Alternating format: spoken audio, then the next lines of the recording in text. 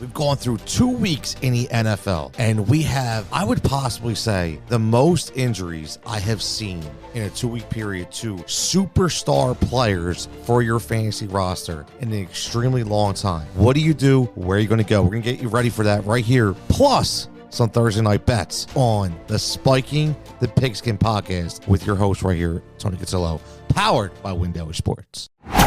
Now, when we go to these injuries, I think you really have to look at the waiver wire a different way. You have to look at the long game because these are injuries that are not only just 4 weeks, 5 weeks. These are lingering injuries, like Cooper Kupp's injury, lingering injury. Obviously, Isaiah Pacheco, long-term injury. Still be back this year, obviously. But let's start right there in Kansas City. And let's look at who do you go to? Do you go to the preseason darling in Mr. Steele? Do you go to the newly signed Kareem Hunt? Or do you go to Samaje Perine, who, by the way, was signed specifically for this role, for the Jerick McKinnon role, and now he's going to get pressed into duty. So I'm going to be honest with you, waiver wire priority. I know everybody's going to be jumping on Steele because he was the preseason darling, but I'm going to go a different route here, and I think your priority needs to lay with Samaje Perine. You just have to look at past history. The last 2 years, 2022 in Cincinnati, 2023 in Denver, he was a legitimate pass catching back at 8.6 yards per carry, 51, 56 targets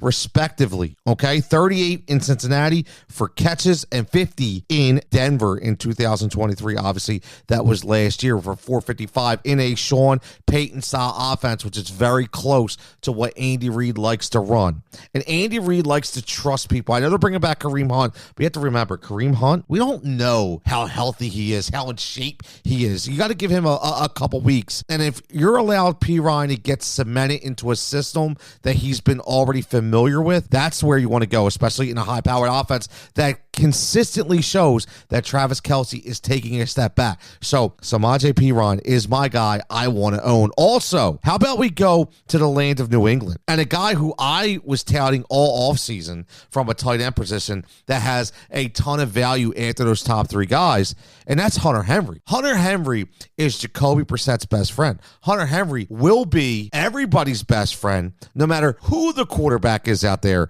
in New England, because all he does is catch the ball. 15 targets, 10 catches, 127 yards, 12.6 yards per carry. Likes to be open in the end zone. He's a tough, gritty guy who seems to always be able to be open. So he's a guy that I think that you can go out and target right now, and you will not be disappointed no matter if it's Drake May or Jacoby Brissett. Going to Big D in Dallas. What the hell is going on in Dallas? They get the walls blown off of them by the New Orleans Saints. And by the way, shout out Clint Kubiak. And if you listen to Spiking the Pigskin earlier in the offseason, you would have heard that name, Clint Kubiak, and why I love Rashid Shaheed, but that's for another time. I'm going to go Jalen Tolbert, a third-year wide receiver breakout who I talked about on that episode specifically. He's establishing himself as a bona fide number 2 pass catcher in a high-powered offense that will eventually get back on track, and Dak Prescott will be throwing the ball with nauseam. He's getting to be comfortable in this offense, and I don't think it's going to be Brandon Cooks. I think it's going to be Jalen Tolbert going ahead, and he is going to be a consistent target, and he's a guy I think you really need to look at in Big D. And let's finish it up with the guy who has been touted for the last couple years as a big play guy, but he's becoming a consistent target out there in Indianapolis, a favorite of Anthony Richardson. It's not Michael Pittman Jr. It's Alec Pierce out there in Indy. 10 targets, 8 catches, 180 yards, 2 touchdowns, and by the way, 26 yards per catch. Alec Pierce is proving to be a bona fide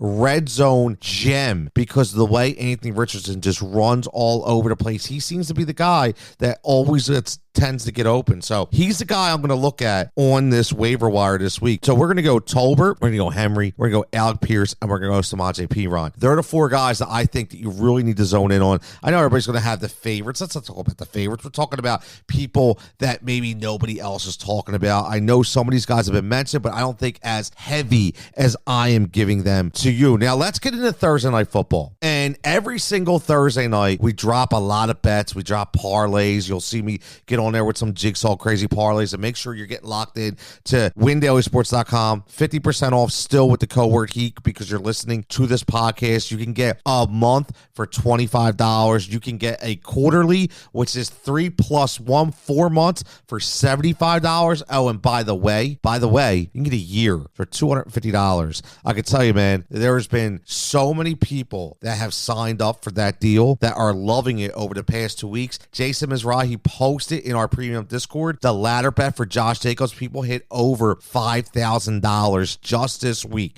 I am telling you, I'm not exaggerating. Pull it up. So make sure you get locked in HEAT, HEAT, and get that 50% off. Oh, and by the way, you have me as your personal guideline to get you all those deals. Hop on a Zoom, get me an email, Tony@windailysports.com, and I will make sure you're taken care of. Now let's get into Thursday Night Football. Joey Sly, I love this bet. Over 1.5 field goals made at -105 as we do this pod right now. He has 6 attempts in 3 games.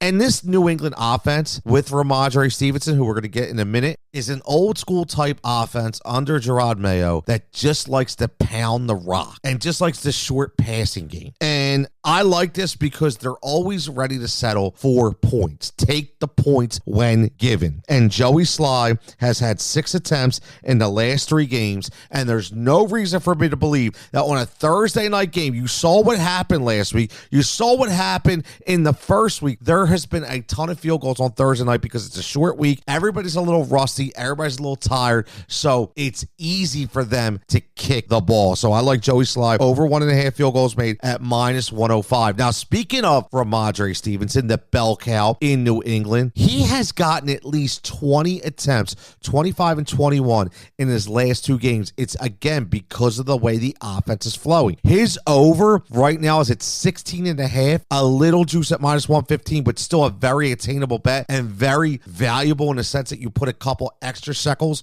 on that -115. I think that over 16.5, especially against the Jets, this is going to be a lot of running in these two from both of these systems in this game. And you want to make sure the number one guy, Ramondre Stevenson, gets those 16.5 attempts because he's probably going to get about 20 to 22 in this game. How about Hunter Henry? Right back to the well. I told you about the waiver wire. How about over 3.5 at plus money? Plus money. Over 3.5 receptions at +105. He has 10 receptions in 2 games. He's looked at early and often. He's essentially the number one option in this offense, especially with Jacoby Brissett at the helm. So lock that in. Over 3.5 at plus money at +105. And let's go to the New York Jets side. This is a total gut call. I'm going Aaron Rodgers over 1.5 touchdowns at plus money, +110. Aaron threw 1 in week 1. He threw 2 last week. And with the coming out party of Braylon Allen, he's going to get even more comfortable. So I like him to throw possibly 3 this week. So I think this over 1.5, Aaron Rodgers, the way he's going to throw the short passing game, he's going to be a different quarterback. They're not going to get 300-yard games from Aaron Rodgers. You're going to get 170 to 200-yard games with multiple touchdowns, and it's going to be efficient enough with running and receiving from Breece Hall as well. So I like the over 1.5 at +110. And let's get the Mr. Braylon Allen. Over 20.5 yards rushing at -115.